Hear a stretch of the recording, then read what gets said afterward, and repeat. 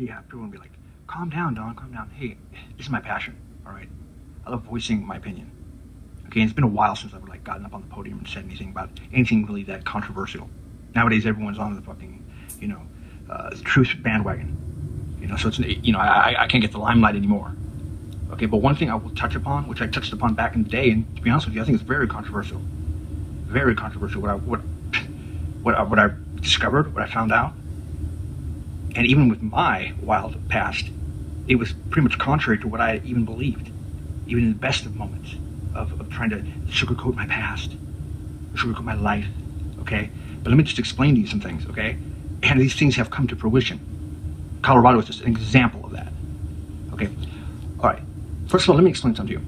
The other day, somebody did this to me, and I kind of have an explanation of why they would do this to me, and I didn't even know where they were coming from because I was like, wait a second. They're like, you know what? I don't care what you say or this and that because I'm not going to sugarcoat it anymore. What you're saying, I think, is fueled by crystal meth talk. All right? I'm sorry, I just had to say it. I'm like, what the hell are they talking about? Okay, what pissed me off was what makes you think I give a shit? And first of all, that's not sugarcoating it. What are you talking about? Okay, let me explain some things to you. Okay, all right. I was on Oprah Winfrey. Okay, I hate mentioning that because I know I'm so fucking cool. Okay, do you know why I was on that show? Okay, there was a book called A Million Little Pieces by James Frey. It was a fucking hardcore book about drug addiction. A Million Little Pieces. That's what the guy was left into. It's so powerful of a book. It was #1 bestseller for 3 fucking months. Right? Oprah invited the guy back on because it was so crazy of a story.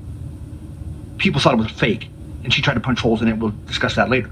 Okay, why was I on the show? Do you know why I was on the show? Okay, I defended James, by the way, and I got in Oprah's face, which I don't think they expected. Okay. I was on the show because I can back it up that I've been there too and done that. Okay, all right. So everyone saw me do that. You understand that? Okay, that was in 2006.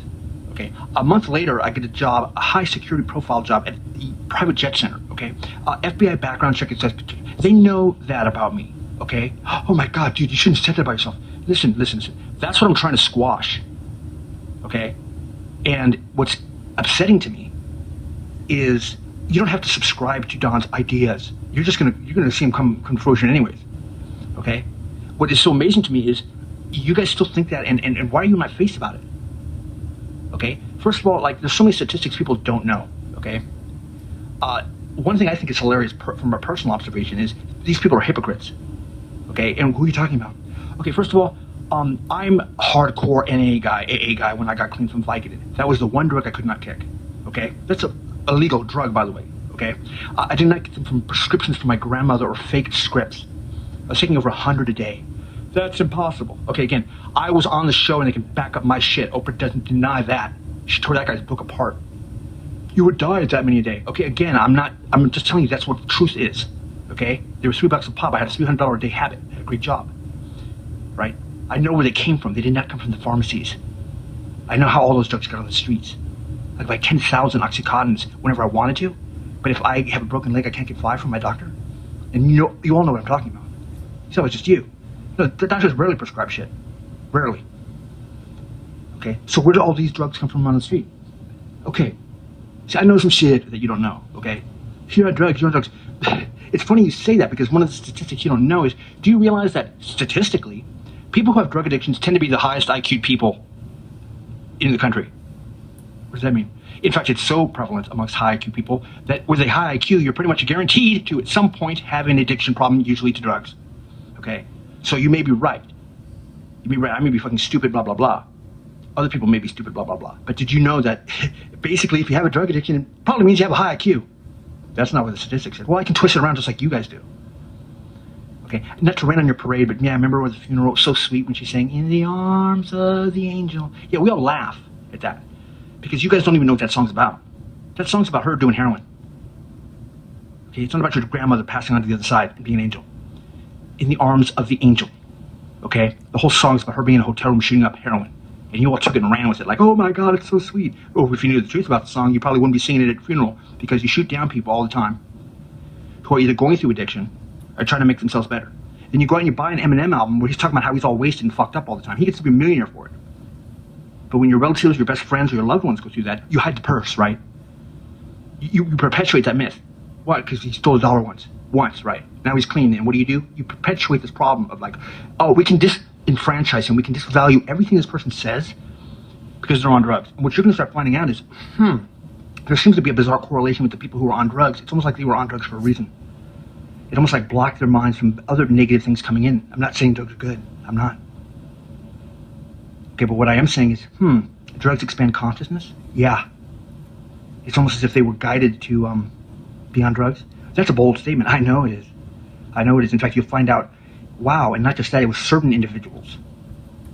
It was almost like they didn't have a choice. Yeah, I'm saying that that's something that you're all going to start learning, and you're going to feel very dumb, because it could even flip-flop. What? If you didn't use drugs, you're kind of creepy and weird. All right? Everybody got a drug story. You either sold it, done it, or know someone who's fucked up on it, as we speak. Okay? I've never hidden the fact that I've used drugs in the past. The funny part is you don't listen to me when I tell you it's weird. Don has a paradoxical reaction, as my doctors and psychiatrists had told me. By the way, oh, you're on a bunch of medication? No, not anymore. Why? Because they say I don't need it, and I don't need therapy anymore. All right? That shit was done in 2011. You're all going to get me back and have therapy. Okay? Paradoxical reaction, what's that? When I'm on drugs, none of y'all know it. It's when I'm sober, you're like, dude, you're talking like you're high. Right, isn't that funny? It always ends up that way. We all have little things like that in life. I always got blamed for things I didn't do. But I got away with stuff I did do. I'm very open about that. He's open about his drug use in the past. Yeah, he was on Oprah about it. Okay. So then you don't take that into, so when I tell you that, no, I'm not into child porn or something like that, you go, oh yeah, sure. Wait, you're lying. You're probably not. Okay, I'm out here telling you that I don't have any problem with my past and open about what I do on a daily basis. But then on basic common sense things, you think I'm a fucking liar. Dude's a math, man. Who's on drugs? Okay, if I'm admitting to one thing, I'm giving you a little bit of a little appetizer here. What? The guy's not scared to be honest about shit. And he typically is honest about things that are kind of radical and wild. It just is the nature of him.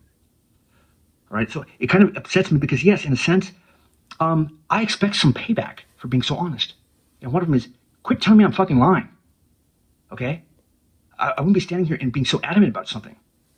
Okay, I can just tell when I hear someone talking. Like in front of a jury they are, all right? You can just tell when someone's lying or not. They give it up after a while. When some people just won't shut the fuck up, guess what that means? They probably have something to say and they're fucking adamant about it. All right? And those are the people you should start listening to. Start thinking for yourself. Because again, a lot of people out there, especially someone who just recently said that to me, how funny, they actually work at a sobriety place. They even criticize one of their ex-boyfriends. Who, to be honest with you, hey, the guy's got a lot of problems, man. The guy's got a lot of struggles. He don't want to white knuckle it, as my doctors call it. You know, because when they found out I was taking 100 Vicodins, guess what? What? They didn't say quit. They said, no, shit, okay, we don't want you to buy them illegally, though. So they wrote me a prescription for hundreds of Norcos to help me with my withdrawal. Bullshit. No, it's not bullshit. Okay? They're realistic about it and rational about it. Okay? It's a big problem that people need help with. But you guys keep putting this whole little like, oh, it's evil. And then what do? The same shit. The same fucking shit.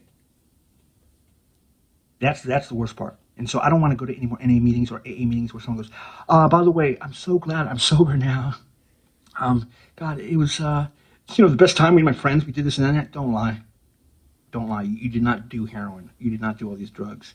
Feel fucking awesome. And you're so glad you're sober now. You're glad you're sober now because the world came down and crushed you because of the way the laws are, the way people's minds are. I'm not saying you can't OD on drugs. I'm not saying that. What I'm saying is, really, what is it that we have here? We have a constructed environment in which drugs are so bad that they make the environment for you to be bad.